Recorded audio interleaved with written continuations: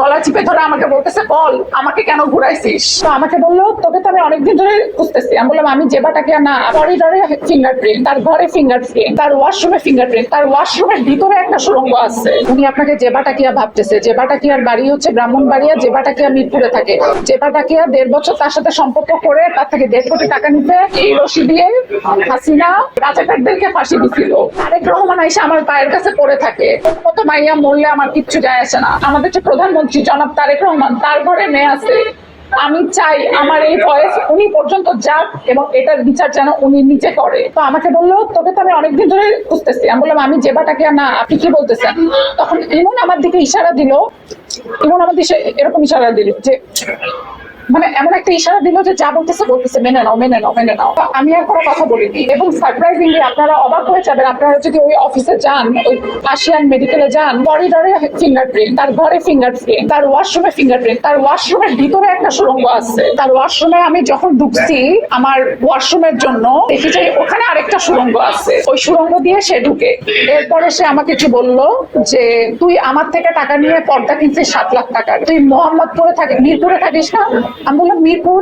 ভাইয়া এখানে আপনারা কতজন জানেন যে আমি বনানী থাকি? বলেন আপনারা মুখ দিয়ে যে আপনারা জানেন কিনা আমি বনানী থাকি।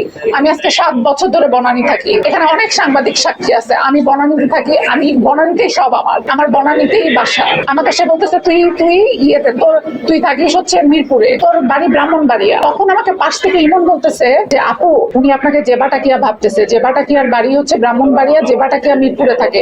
যেবাটাকিয়া 1.5 বছর তার সাথে সম্পর্ক করে তার থেকে 1.5 কোটি টাকা নিছে, 3.5 লাখ 4 লাখ 5 লাখ টাকার পর্দা কিনছে, 7 লাখ টাকার ফার্নিচার কিনছে, বিভিন্ন জিনিস কিনছে এবং ওনাকে অনেক সময় বসা রাখছে। উনি যেবাটাকিয়ার প্রেমে পাগল ছিল। এরপরে যেবাটাকিয়ার স্বামী যখন বিদেশ থেকে আসছে, যেবাটাকিয়া তখন সব কন্ট্যাক্ট বন্ধ করে দিচ্ছে।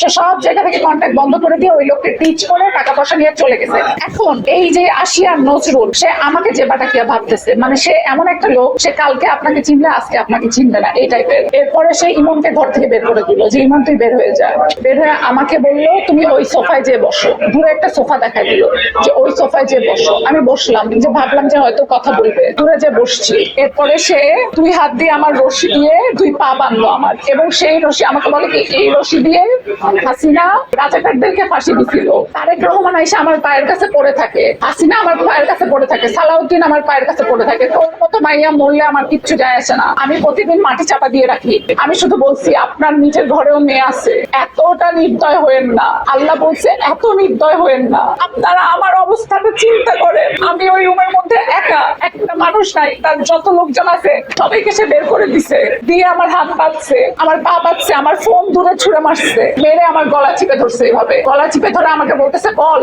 আমাকে কেন ঘুরাইছিস। ভাই তাকে আমি জীবনে ওই দিন প্রথমবার দেখছি। ইমন আমাকে যেবাটাকিয়া সাজাইছে তার সামনে।